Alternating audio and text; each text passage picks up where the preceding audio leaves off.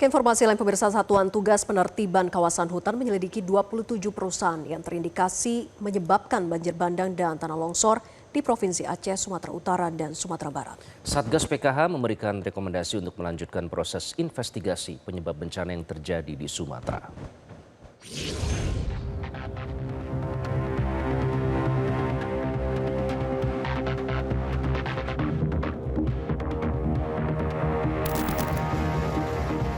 Bencana banjir yang melanda Provinsi Aceh, Sumatera Utara, dan Sumatera Barat pada 26 November lalu belum sepenuhnya berhasil dipulihkan. Namun, kini banjir gelombang kedua kembali menerjang Aceh.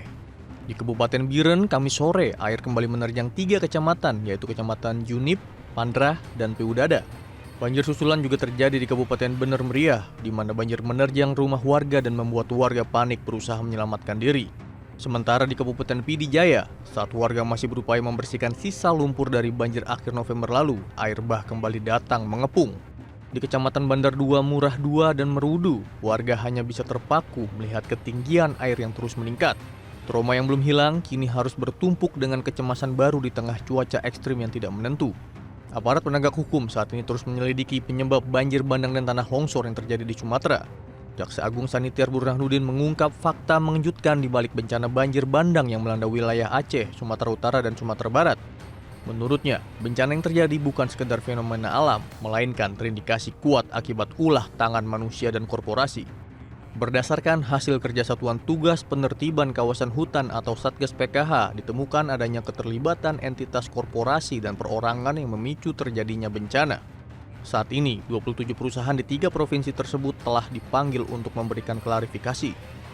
PKH dan hasil analisa Pusat Riset Interdisipliner ITB diperoleh temuan terdapat korelasi kuat bahwa bencana banjir besar di Sumatera bukan hanya fenomena alam biasa, melainkan terarah pada alih fungsi lahan yang masif di hulu sungai daerah aliran sungai yang bertemu dengan curah hujan yang tinggi, sehingga dampak hilangnya tutupan vegetasi di hulu daerah aliran sungai yang menyebabkan daya serap tanah berkurang.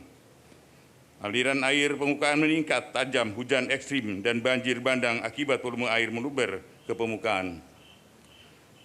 Adapun rekomendasi Satgas PKH menyikapi hal tersebut, yakni melanjutkan proses investigasi terhadap semua subjek hukum yang dicurigai, baik di Sumut, Aceh maupun Sumbar.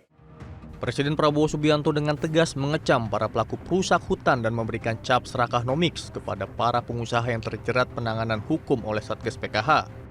Ini sudah berjalan belasan tahun bahkan puluhan tahun. Ini yang saya sebut dilakukan oleh mereka-mereka yang menghanut filosofi dan faham serakah nomiks. Berani melecehkan, berani menghina negara kesatuan Republik Indonesia, menganggap sepele pemerintah Republik Indonesia, menganggap pejabat-pejabat di tiap eselon bisa dibeli, bisa disogok, sehingga mereka leluasa berbuat sekehendak mereka. Prabowo menekankan agar aparat penegak hukum tidak ragu-ragu, tidak pandang bulu, dan tegas menolak lobi-lobi pengusaha nakal dan menegakkan aturan. Tim Liputan, Metro TV. Jelajahi cara baru mendapatkan informasi. Download Metro TV Extend sekarang.